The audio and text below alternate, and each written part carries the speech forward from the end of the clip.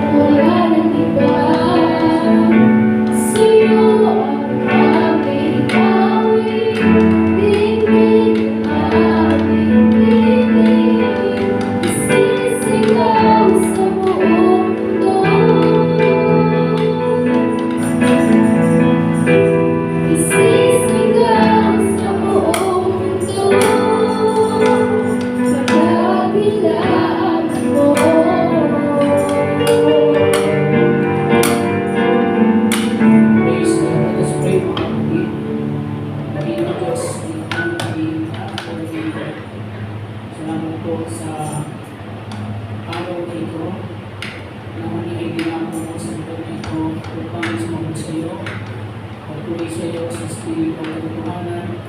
Tawarin mo po ang aming mga kasalanan na aming nagawa, inisip, na salita.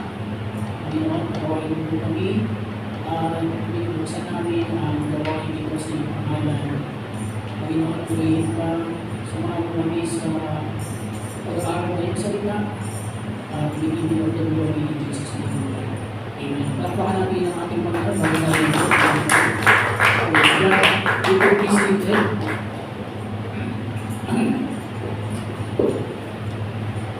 Praise God. Basahin natin ang ilang passage sa Book of Acts. Ito po yung ating gusto ko po ito yung ating pag-aralan sa umaga nito. From the Book of Acts chapter 2,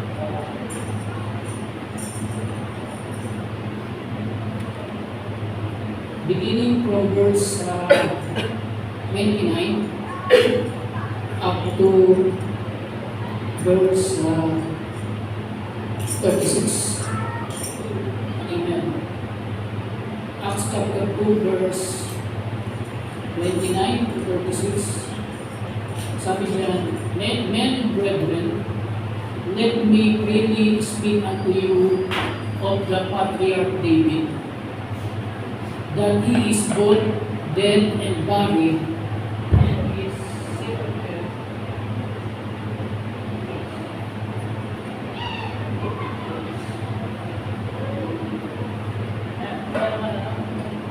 Acts 2:29. Men and brethren, let me freely speak unto you the patriarch David, that he is both dead and buried, and his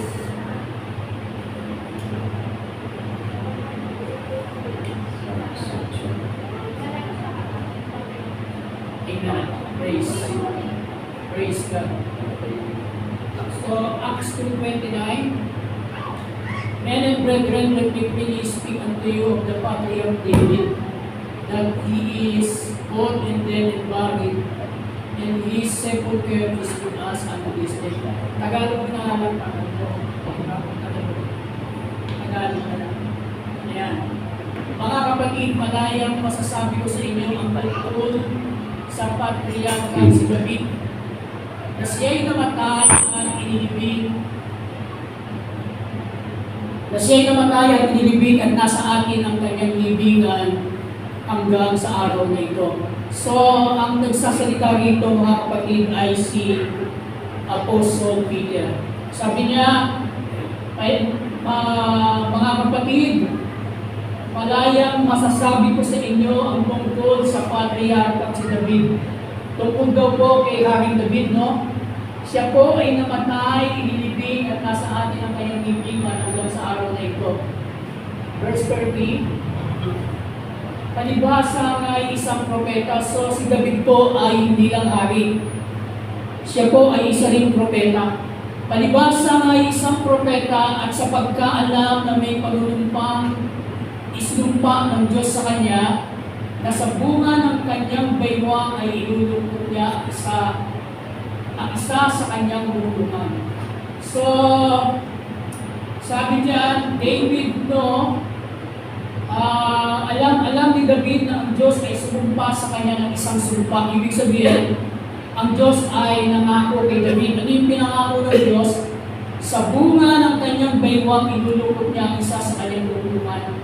Verse 31, palibhasa yung nakikita na niya ito ay nagsalita tungkol sa pagkabuhay na maguli ng Kristo, na siya'y hindi pinabayaan sa Hades, di ang kanyang mga katawan ay hindi nakakita ng kabuluhan. Tingnan mo nga yung verse 30 sa English. Parang may nawala ang concept sa English. Ayan. Okay. Therefore, being a prophet and knowing that God had sworn with an oath to him, that of the fruit of his loins, according to the flesh, he would raise up Christ to sit on his throne. So medyo malinaw dito, no? Ang Diyos ay nangako ng isang pangako kay David sa bunga ng kanyang baywang, according to flesh, ayon sa laman, He would raise up Christ to sit on His throne. So, post tayo sa dali. So, ang Diyos daw po ay nangako kay Haring David sa bunga ng kanyang baywang. Ibig sabihin, sa kanyang binhi, lalabas ang Kristo na itatayo niya sa kanyang trono. So, ito po ay pangako ng Diyos kay David na mayroong Kristo na lalabas sa kanyang binhi at ito ang inululog niya sa kanyang trono. Now, tuloy natin 31. He seeing this before he spake of the resurrection of Christ, that his soul was not left in hell, neither his flesh did see corruption. So, sa tatagalogin mo na nga lang ito. Sino yung tinutukoy niya? 31. Palibasa ay nakikita na niya ito.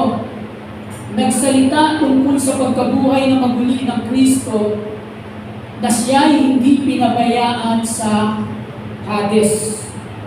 So,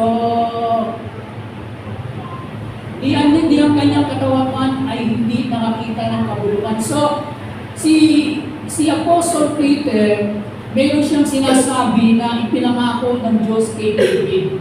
No? Sa binhi ni David, lalabas ang isang Kristo na luluklok sa kanyang trono magpakailanman.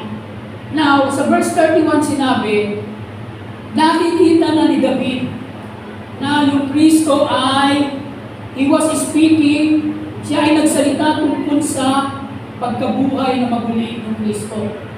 So, bagamat ang Kristo ay lumabas many years, maraming taon pagkatapos ni David, nakita na ni David na mayroong darating na Kristo na lulupok sa kanyang trono at alam niya na yung Kristo ay mamamatay at mabubuhay na maguli.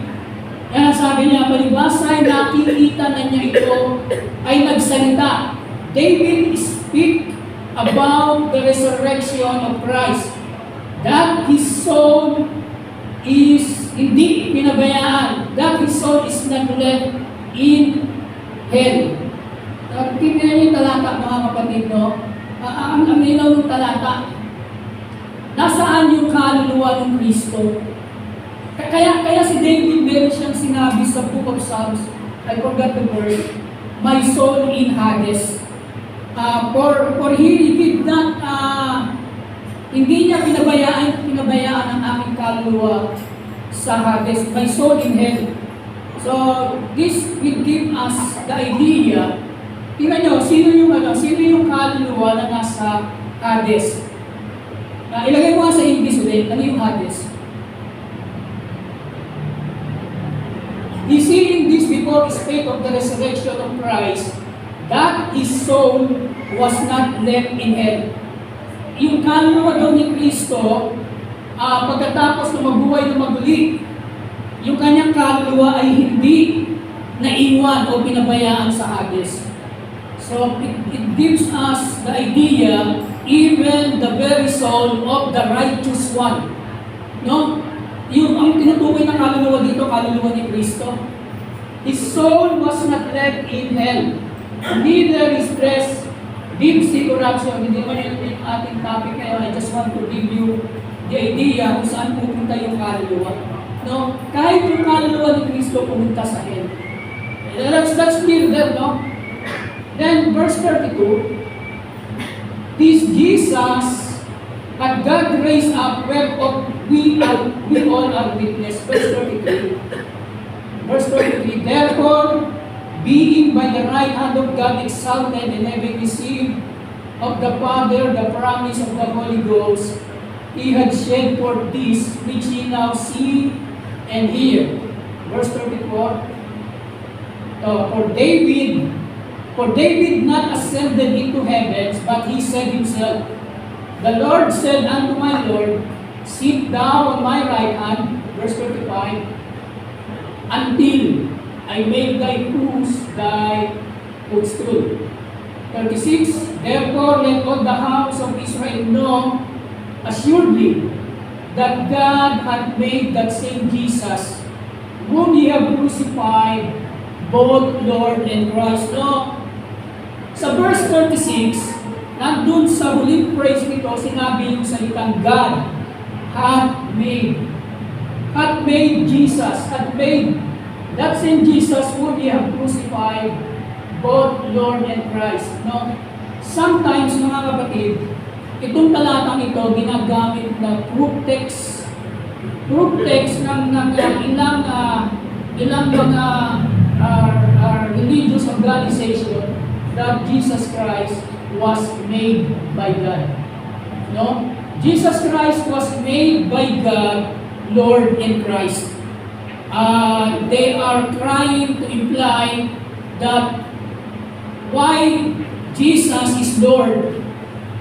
Jesus is Lord. Hindi yung simbahan Jesus is Lord na. Why Jesus is Lord and Christ?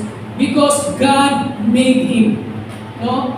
Dahil yun naman yung sinabi ng last phrase ng verse 36 that God had made that same Jesus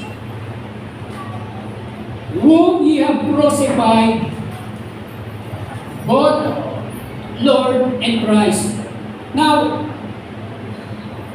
sa pagpapatuloy ng ating pag-aaral, ito po ay totoo. Ang Panginoong Yesus ay ginawa ng Diyos ng Lord and Christ. But it doesn't mean na nawala yung kanyang divinity. No, kasi doon ka lang tumalbo sa pinakadulo ng talata, ng praise.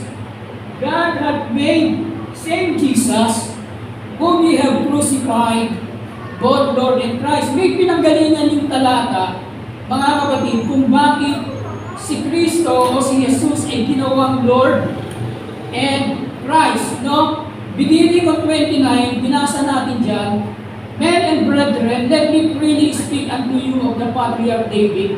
Verse 29, Tagalog na nga lang, sister. Bakit siya ginawang Panginoon at Kristo? Mga kapatid, malayang masasabi ko sa inyo ang tungkol sa patriarkang si David na siya'y namatay, inilibing at nasa atin ang kanyang libingan hanggang sa araw na ito. Verse 30, palibhasa na isang propeta at sa pagkaalam na may panunumpang isinumpa ng Diyos sa kanya na sa bunga ng kanyang bewang ay inuluklok niya ang isa. Yung isa dyan, it was referring to Christ. No, sa English mababasa natin, on the fruit of His loin, He will raise up Christ according to flesh. Yan. Therefore, being a prophet and knowing that God had sworn with an oath to him that of the fruit of his loins, according to the flesh, He would raise up Christ to sit on His throne. Ito yung pinanggalingan kung bakit si Lord Jesus Christ ay ginawang Panginoon at Kristo. No, because God sworn an oath to David. Ang Diyos ay nangako ng isang sumpa kay David. Ano yung pangako niya kay David? Magbuhat sa kanyang bewang from his loins, he would raise up Christ. No? Itatayo niya si Kristo according to the flesh to sit upon His throne. No? Ngayon, magbalik tanaw tayo, kailan nangako ang Diyos kay David? Kailan nangako ang Diyos kay David na sa bunga ng kanyang bewang lalabas ang isang anak na tawag dyan, na itatayo niya upang umupo sa kanyang trono. Can we go in 2 Samuel chapter 7 verse 14? 2 Samuel 7:12 muna. 7:12 in 2 Samuel. Tagalog na lang yan. Pagka, now, God is talking to David. Ito yung pinanggalingan ng pangako. No? Mamaya malalaman natin kung bakit natin ito binabanggit. Ito yung pinanggalingan ng pangako ng Diyos kay David. Pagka ang iyong mga araw ay naganap at ikaw ay matutulog na kasama ng iyong mga magulang, aking ibabangon ang iyong binhi pagkatapos mo, na magmumula sa iyong tiyan at aking itatatag ang kanyang kaharian. So it makes sense, nakikita natin dito, yung sinabi dun sa Acts chapter 2. Now, verse 13, Kanyang ipagtatayo ng bahay ang aking pangalan at aking itatatag ang luklukan ng kanyang kaharian magpakailanman. So here, ang Panginoon ay nagsabi kay David, pagkamatay mo, pag nalibing ka na, natulog ka na kasama ng iyong mga magulang, mula sa iyong tiyan lalabas. Can you go back on verse 12? Verse 12. Mula sa iyong tiyan, sa iyong tiyan lalabas, ang aking itatatag ang kanyang kaharian. God promised to David na pagkamatay niya, manggagaling sa kanyang tiyan, itatatag niya ang kanyang kaharian. Maybe this verse have a double reference, no? Maaaring sabihin natin ang tinutukoy dyan ay si Solomon. It could be Solomon dahil si Solomon ay anak ni David. But on verse 13 says, lagay mo sa 13, sister. Verse 13, Kanyang ipagtatayo ng bahay ang aking pangalan. Yes, si Solomon ay gumawa ng templo sa Diyos. It was the desire of King David to build a temple to God, but God didn't allow David to build a temple for him because yung kanyang mga kamay ay bugo ng dugo. Siya ay taong maraming dugo ang kumbaga marami siyang namatay. Yun. Kaya hindi siya inalaw. Ang inalaw, yung anak mo si Solomon. Yes, maybe this verse was pertaining to Solomon. But Solomon's kingdom is not established everlasting. Kasi sabi diyan, ipagtatayo ng bahay ang aking pangalan, aking itatatag ang luklukan ng kanyang kaharian magpakailanman. Hindi siya, magpakailanman. So, it could refer to Solomon, but probably it was referring to Jesus Christ. Because the kingdom of Solomon is not being established magpakailanman. Nagkaroon ng divided kingdom after the reign of Solomon. Nahati sa southern and northern kingdom. Baka na tayo sa history. Ulog mo na. Well, ito yung pinanggalingan ng Acts chapter 2. Now, verse 14, bibigyan din natin yung 14. See the verse 14. Ako'y magiging kanyang ama, at siya ay magiging aking anak. Kung siya'y gumawa ng kasamaan, aking sasawayin siya ng pamalo ng mga tao at ng panghampas ng mga anak ng mga tao. So, bukod sa pangako ng Diyos kay David, na itatatag niya ang kaharian ng kanyang anak pagkamatay niya, meron din siyang pangako on verse 14. Ang pangako niya sa verse 14, I will be his father. Tandaan niyo yung pangako ng Diyos. I will be his father and he will be my son. Maybe it could refer to Solomon, not to Christ. Or both to Solomon and Christ. No? Kasi sabi ng sumunod ng praise, kung siya gumawa ng kasamaan, we know that our Lord Jesus Christ did not commit sin. So it could be to Solomon, it could be to Christ, but I will tell you mga kapatid, it was referring most to our Lord Jesus Christ. I will be his son, and I will be his father, and he will be my son. Ito yung pangakong pinanggalingan ng Acts chapter 2, sinabi rin sa Acts chapter 2. Can you put back? Chapter 2, verse 29.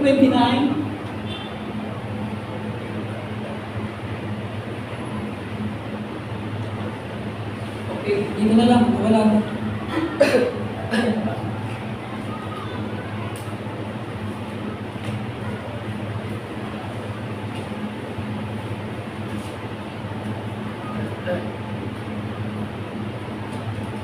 Okay, Acts chapter 2, verse 29. Okay. Men and brethren, let me freely speak unto you of the patriarch David, that he is both dead and buried, and this sepulchre is with us unto this day. Verse 30, therefore being a prophet, knowing that God had sworn with an oath to him. Ito yung gusto ko bigyan natin ng pansin. Ang Diyos ay sumumpa, ang Diyos ay sworn, ang Diyos ay sumumpa ng isang pangako kay David. Yung pangako ng Diyos kay David ay dalawa. Ang unang pangako ng Diyos kay David, pagkamatay mo, itatatag ko ang kaharian ng iyong anak at ang kanyang kaharian ay magpakailanman. That's the first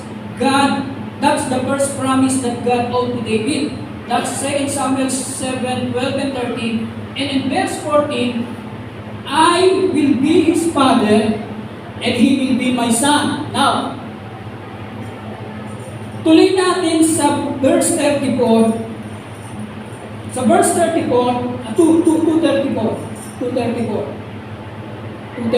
For David, tingnan nyo sabi, for David is not ascended into the heavens, but he said himself, the Lord said unto my Lord, sit thou on my right hand, verse 35, until I make thy foes thine enemies.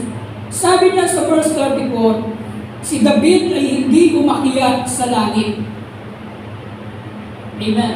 Si David ay hindi umakyat sa langit, pero sinabi niya, the Lord said unto my Lord, sit on my right hand until I make thy foes thy footstool. Si David ay hindi umakyat sa langit, pero sinabi niya sa kanyang sarili, sinabi ng Panginoon sa aking Panginoon, maupo ka sa aking kanan, hanggang mailagay ko ang lahat ng iyong mga kaaway sa ilalim ng iyong mga paa. So, hindi nakita ni David, no? Kasi sabi dyan, David did not ascend on heaven. Hindi siya umakyat ng langit, so hindi niya nakita. So, kaya hindi makita ng Panginoon is somewhere in Matthew. Ano ba sa pagkakakilala ninyo ang Kristo, anak ni David? Sabi ng mga Pariseo, kausap niya, anak ni David. Kung siya ay anak ni David, why did David say in the Spirit, the Lord said unto my Lord, sit unto my right hand until I make thine enemies thy footstool? Bakit sinabi ni David sa pamamagitan ng Espiritu? So, hindi nakita ni David na mayroong isang Panginoon na nakaupo sa kanan ng isang Panginoon. Sinabi niya ito by Spirit. Now, bakit niya ito sinabi? It was concerned to the promise of God that He owed to David. Ano ba yung unang pangako ng Diyos kay David? Itatatag ko ang iyong kaharian pagkamatay mo. Magmula sa iyong binhi, lalabas ang Kristo na inuluklok ko sa iyong trono. Amen. It concerned on the promise of God to David. Nangako ang Diyos kay David, itatatag ko ang kaharian ng iyong anak. So, kaya nakita ni David sa Espiritu, the Lord said unto my Lord, sit on my right hand, umupo ka sa aking kanan. Ano ang dahilan kung bakit uupo yung David's Lord? Kasi sabi niya, the Lord said unto my Lord. It was David that quoting, that saying this prophecy, my Lord. Sinabi ni Yahweh sa aking Panginoon, sa Panginoon ni David, umupo ka sa aking kanan. Ano ang rason? Until I make thine enemies thy footstool. Yun yung dahilan kung bakit mayroong Kristo na inuluklok sa kaharian ni David. No? Yung Kristo na inuluklok sa kaharian ni David, the purpose of that Christ is to make all the enemies, to make all thine enemies be under His feet. Amen. Samahan tingin niyo sa akin, mga kapatid, nahihirapan ba kayo? Mas nahihirapan ako. Alam ba wala na rin ng Panginoon, mga kapatid. Praise God. My point is, kasi ano mga kapatid, lahat naman tayo nang galing sa Katoliko. Parang dun sa pinanggalingan natin, mayroon tayong idea na mayroong isang makapangyarihang Diyos, sa kanan niya mayroon pang isang Diyos. Anyone? Sige ka ba galing kay Katoliko? Katoliko kayo, di ba? Sister Teresa, Brother Jordan. Meron ba kayong ganitong idea na tinuro ang relihiyon nito? Mayroong Diyos at mayroong pang isang Diyos. No? Or kung wala man, narinig natin na parang mayroong dalawang Panginoon. So, that idea is not set up eternal. Gusto kong sabihin sa inyo, buhat ng pasimula, walang ganyang set up. Walang set up na mayroong Yahweh at na nakaupo sa kanan niya yung isa pang Lord. This idea or this concept was promised to King David. Pangako niya ito kay Haring David. Ang sabi niya kay Haring David, sa iyong balakang lalabas ang Kristo na uupo sa iyong trono. And then, nakita niya, hindi niya nakita, narinig niya, he said, narinig niya, sinabi niya sa pamamagitan ng Espiritu, the Lord said unto my Lord. Yung isang Lord doon is Yahweh. The Lord, all capital, Yahweh said unto my. Ginamit yung salitang my. I think yung my ay pronoun or panghalip. My Lord. Sinabi ni Yahweh sa aking Panginoon. Yung isang Lord doon ay David's Lord.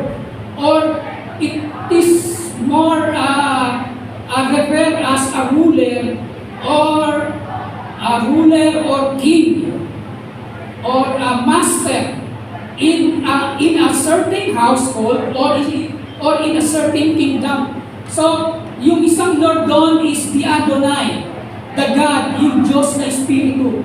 While the other Lord is God, is Christ, in whom God promised to David that will sit upon his throne. So his kingdom will be established forever. So yung talatang ito na binasa natin kanina, Acts chapter 2, it's concerned about the promise of God to David. That's my one point. Now, my second point is, kailan ito nangyari? Sinabi ko kanina, this is not set up in eternity. Walang ganitong set up, no? Walang ganitong set up na mayroong dalawang Panginoon. Now, on verse 34, for David is not ascended unto the heaven, and he said himself, the Lord said unto my Lord, sit thou on my right hand until, nandun yung salitang until, yung until sa Tagalog ay hanggang. It is a preposition or conjunction. Ewan ko, hindi naman ako teacher, pero yung nabasa ko. Pagka sinabing preposition or conjunction, para kanila na yung salitang with, ano sa Tagalog yung with? Basta yun, parang with or until. Yung salitang until ay preposition. It is a preposition that denotes time element. Yung salitang until ay preposition na nagsasabi ng panahon. No? Kaya yung the Lord said unto my Lord, sit thou on my right hand, ito po ay under the time element dahil sa preposition na until. Until I make thine enemies thine footstool. So, yung pangako ito ng Diyos kay David ay under the time element. Kuha natin mga kapatid. Kuha ninyo. Pag sinabing under the time element, sakop ng panahon. Yung pangako ito ay sakop ng panahon. Lahat ng bagay na nakikita, even angels, even God, all God creation, seen and unseen, are subject by time element. Kahit ang anghel ay sakop ng panahon, isa lang ang hindi sakop ng panahon, ang Diyos. Verse the verse, Genesis 1:1. Tandaan mo parati yung Genesis 1:1, malaking bagay yan. Pag may nagtanong sa'yo, nasa ng Diyos na wala pang langit at lupa. Genesis 1:1, in the beginning, God. Beginning is time. In the beginning, God was there before the time. God was there before the beginning. So this verse will give us a very clear view that the only being, if we could address him as being, that is not subject by time, is God alone. Ang Diyos na ang hindi sakop ng panahon. Amen. Lahat ay sakop ng panahon, even angels. Kaya, yung paglumlok ng Kristo sa kanan ng Yahweh, subject under the time. So, yung pangako ng Diyos in 2 Samuel, bilis ng oras, pero matatapos na rin tayo. Yung pangako ng Diyos sa 2 Samuel kay David, I will restore your kingdom forever. It is subject by time. No? Lagyan mo nga 2 Samuel ulit, balik natin. Balik-balik na naman para na naman tayo titigil. 2 Samuel chapter 7, verse 12. Tagalog na lang. Tingnan nyo ano yung mga pangako ng Diyos kay David na sakop ng panahon. Is, pagka ang iyong mga araw ay naganap at ikaw ay matutulog na kasama ng iyong mga magulang, aking ibabangon ng iyong bini pagkatapos mo na magbumula sa iyong tiyan at aking itatatag ang kanyang kaharian. Verse 13, kanyang ipagtatayo ng bahay ang aking pangalan at aking itatatag ang lungtungan ng kanyang kaharian magpakailanman. Verse 14, itong verse 14, also subject on time element. Ano yung pangako ng Diyos kay David sa verse 14? Ako'y magiging kanyang ama at siya'y magiging aking anak. Subject po ito ng time element. Now, can you have an idea kailan naganap itong verse 14? Kailan naganap yung verse 14? Pause tayo ng konti. Pero para mga 10 minutes. Okay. Tingnan ng konti. Sa Psalms chapter 2 verse 7, lagay mo sa Psalms 7, sister.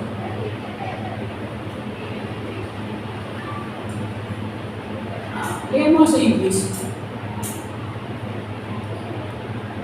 I will declare the decree. The Lord hath said unto me, Thou art my son, this day have I begotten thee. Now, tingnan nyo maiging talata mga kapatid. When God declared this decree, kailan ito dineklara ng Diyos? Does it happen in the eternity past? That's one question. Second question is, sino ang nagsasalita? And then third question is, sino ang kausap ng nagsasalita? Now, we may analyze on verse alone. Dito lang sa verse alone, muna tayo kumakot sa ibang verse. Para ang nagsasalita, si Yahweh. Si Yahweh. Sabi niya kasi, I will declare the decree, the Lord had said unto me. Meron siyang kausap. No? The Lord had said unto me. Sino yung kanyang kausap? So, nasagot natin yung unang tanong, sino yung nagsasalita? Si Yahweh. Yes, meron siyang kausap. Sino yung kanyang kausap? Had said unto me, meron siyang kausap. Thou art my son, this day have I begotten thee. So, ang kausap ni Yahweh yung kanyang anak. Amen. Diba tayo hindi pumayag? No, I will declare a decree. Ang nagsasalita yung Diyos Ama. Ang kausap niya, yes, meron siyang kausap. Ang kausap niya yung kanyang anak. Thou art my son, this day I have begotten thee. Amen. Praise God. Praise the Lord. Now, sige, maganda natin. Hindi po si Yahweh ang nagsasalita dito. Hindi si Yahweh. I will give you one verse. Ilagay ko nga yung Hebrew 1:5. Hindi po si Yahweh nagsasalita dyan, mamaya malalaman natin sa nagsasalita. Hebrew 1:5. King James ba to? King James. Kasi King James to na For unto which of the angels said he, Gusto ko tingnan yung salitang he. Yung salitang he dyan ay diretso yung pagkakasulat. He. Diretso. Brother Joel, di ba nakakabasa ka sa Bible na may brother dito? Isa may mga naka-italize na salita. Halimbawa sa Hebrew 12:14, may mga word dyan na naka-italize. Ano ba sa Hebrew 12:14? Follow peace with all men.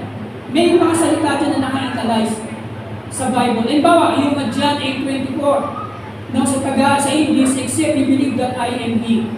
Pero sa Tagalog, pag binasa mo, malibang maniwala ka na ako nga, tapos mababasa mo yung ang Kristo. No? Pero yung salita ang Kristo, naka-italize. Naka-italize yung salita ang Kristo.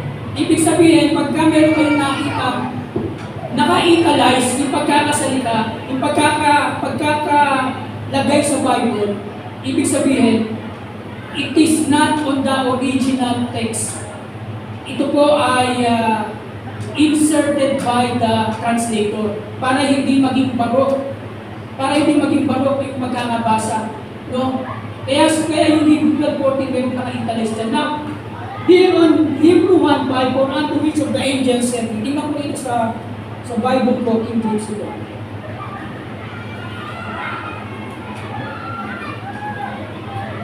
Here, 1:5 ay hindi rin naka-italize. Sorry, tama, hindi naka-italize yan. Hindi naka-italize yung salitang inaw. You go to Hebrew 1:8, Hebrew 1:8. Sister, palagay mo Hebrew 1:8. Hebrew 1:8. Hebrew 1:8. Ayan, meron din no? But unto the Son, He said. Now, yung sa Hebrew 1:5, hindi naka-italize yung salitang He. Pero dito sa Hebrew 1:8, dito sa pinakita sa inyo, hindi naka-italize. Pero dito, meron kayong King James Version ng Bible. Yung salitang He dyan, nakatagilid sa Hebrew 1:8. Ayun, nakatagilid yung salitang He. Hindi siya diretso. Hebrew 1:5, yung salitang He, diretso. Hebrew 1:7, yung salitang He, diretso pa rin. Hebrew 1:6, yung salitang He, diretso. Pero pagdating sa Hebrew 1:8, yung He dyan nakatagilid. Ibig sabihin, sa Hebrew 1:8, yung salitang He dyan, inserted by the translator. Kasi, pag hindi mo inilagay yung salitang He, and of the angels, 7, He, diretso, go to verse 8. Go to verse 8. But unto the Son, yung He dyan nakatagilid. Basahin sa King James. Pagka kasi binasa mo ng ganyan, nalibang ka para you have the idea na ang nagsasalita ay ang Diyos. No, kasi Hebrew 1:5, walang duda ang Diyos ang nagsasalita. For unto which of the angels He said. Hebrew 1:6, nakadiretso pa rin yung He, ang Ama po ang nagsasalita. Hebrew 1:7, nakadiretso yung He, ang Ama rin po nagsasalita. But when it comes on Hebrew 1:8, hindi po ang Ama ang nagsasalita dyan. No? It was narrated by the writer of the book of Hebrew. Kung bakit ko sinabing hindi Ama ang nagsasalita dyan, kasi yung salitang Ditro quoted from the book of Psalms 45. So, binigay ko lang yan para huwag tayong maligaw. Sometimes, binabasa sa atin, ito mo, sabi ng Ama, sinabihan ng Ama yung anak, ikaw ay Diyos. So, mayroong dalawang Diyos. Yung Ama sa kanyang anak. So, no, hindi po gano'n, hindi po ang Diyos nagsasalita niya. Now, going back to, ilang minuto na lang ba? Natapusin ko na. Going back to Psalms 2:7. Balik mo na Psalms 2:7. Sana may napunan kayo rito ng Psalms 2:7. Aking sasaysayin ang tungkol sa... Lagay pa sa English system. Medyo Amerikano ako ngayon. I will declare the decree the Lord has said unto me. Hindi po si Yahweh ang nagsasalita rito. Ano ang evidence natin na hindi si Yahweh ang nagsasalita? Go to verse 1. Verse 1. Psalms 2:1. Psalms 2:1. Tandaan nyo Psalms 2:1. Now, ito yung sabi ng Psalms 2:1. Why do the heathen rage and the people imagine a vain thing? Hindi pa rin natin makita kung sino talaga yung nagsasalita. Si Yahweh ba? O a certain, or the writer of the chapter 2. Now, hindi sinabi niya kung sino yung nagsasalita, but we have a clear view on Acts chapter 4, verse 25. Sister, Acts 4:25. Mamaya. Ang ganda yung sinabi why do the heathen rage and the people imagine a vain thing? That's the one. Now, inulit ito sa Acts 4:25. Who by the mouth of thy servant David has said. Sino nagsasalita? Sa bibig ng kanyang alipin si David, sinabi niya, why did the heathen rage and the people imagine vain things? So, the whole chapter 2, nabalik ko sa Psalms 2. Psalms 2:1 muna. English. So, sa English. Kunti na lang. So, ayun yung salita. Why do the heathen rage and the people imagine a vain things? Ang nagsasalita ay si Haring David. It was King David speaking on the whole chapter 2. Now, go to 7. We will discuss verse 7. Sa English. I will declare the decree the Lord hath said unto me. So, ang nagsasalita rito ay si Haring David. Ninarate niya lang yung sinabi ng Panginoon. It was not Yahweh that was talking in this verse. Kaya yung view nila na mayroong God the Father and God the Son na nag-uusap in the eternity past was not been here. Kasi ang nagsasalita ay si Haring David. I will declare the decree the Lord hath said unto me. Sinabi ng Diyos kay David. Kailan sinabi ng Diyos ito kay David? Kailan? 2 Samuel 7:14, pangako ito ng Diyos kay David.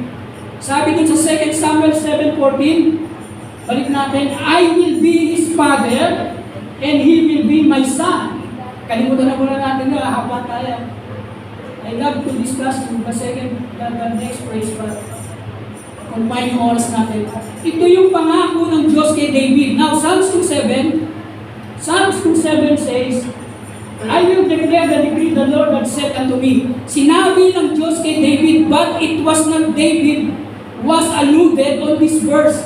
Hindi kay David tumutukoy yung salitang anak. Thou art my son, this day have I begotten thee. Ito yung pangako ng Diyos kay David on 2 Samuel 7:14, I will be his father and he will be my son. So, yung deklarasyon na ito ng Diyos is not happen in the eternity past. Wala hong magkausap na Diyos Ama at Diyos Anak ng pasimula. Alam niyo mga ako na nagtulong I just want to share with you. Kasi may Bible study yung kila Ivan. Online. Pero no interaction sa viewers. Amen. Okay. Matatapos na. Now, sabi ng Diyos, sabi ng Panginoon kay David, Thou art my son. It was alluded to our Lord Jesus Christ. My point here, mga kapatid, itong pangakong ito ng Diyos was, again, under or subject on time element. Hindi ito nangyari in the eternity past.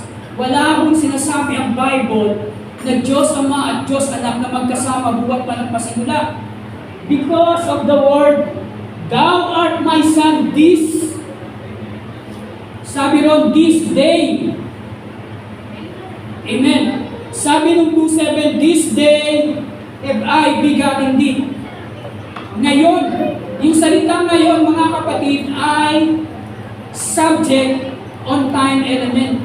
Yung yes, mayroong anak ang Diyos, mayroon siyang anak, pero yung kanyang anak, kailanman ay hindi not happen in the eternity past. No? Mayroong anak ang Diyos, totoo po yan. Mayroon siyang ipinanganak, pero hindi siya nanganak in the eternity past. Again, Yung pagiging anak ay subject on the time element. Praise God. Palakpakan natin ang Panginoon, mga kapatid.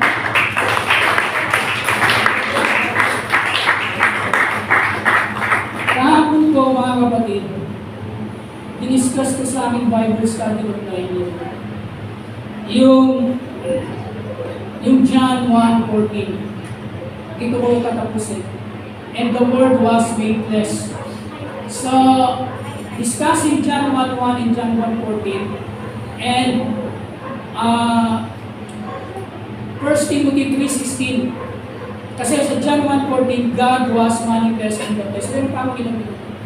And God, and the Word was made flesh.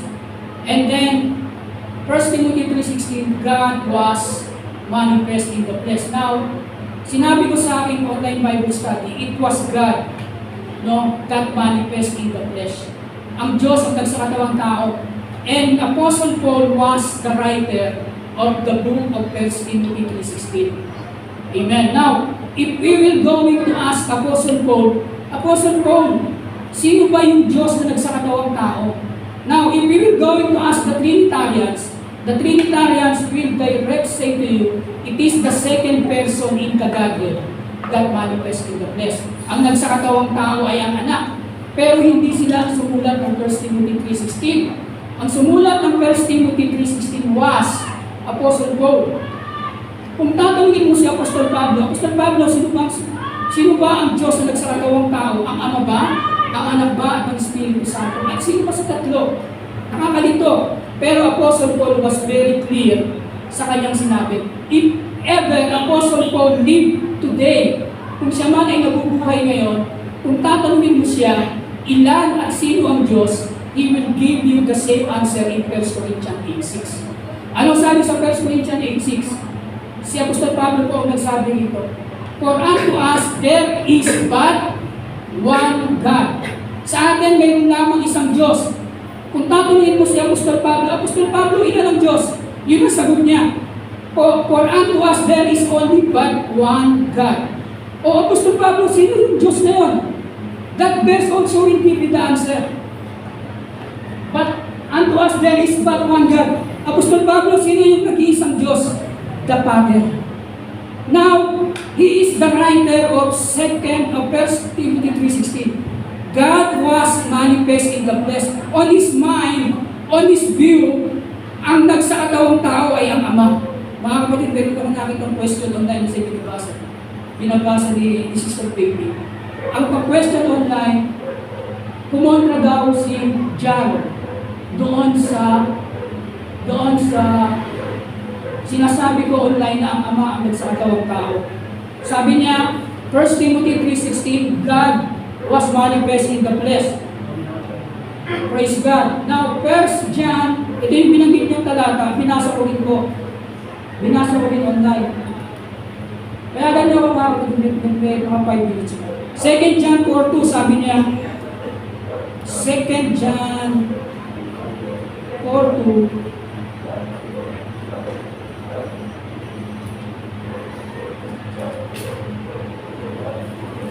John 4:2, hereby know ye the Spirit of God. Every spirit that confess that Jesus Christ is come in the flesh is of God. Sabi niya rito, yung daw nagsakatawang tao si Jesus Christ. No, yung anak daw. Yung anak ang nagsakatawang tao, 2 John 4:2. Tapos pinabasa pa niya yung, 1 John 4:2, and then 2 John 1:7. For many deceivers, mandalaya daw yung mga hindi nagpapahayag na ang anak ang nagkatawang tao. Dahil sa Antikristo, yung pinabasa niya yung Sister Baby.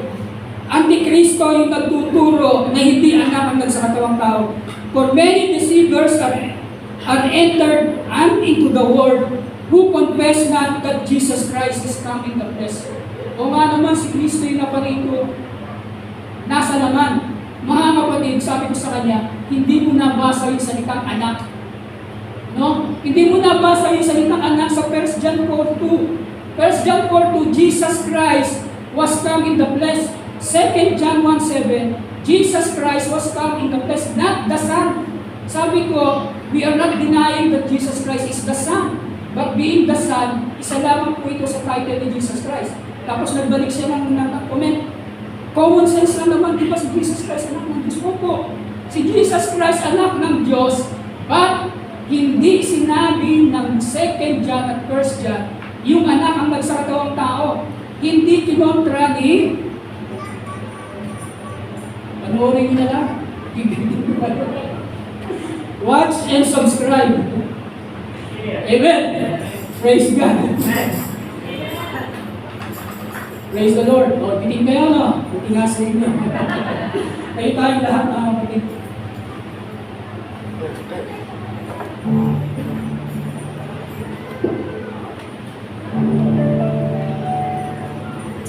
Thank you.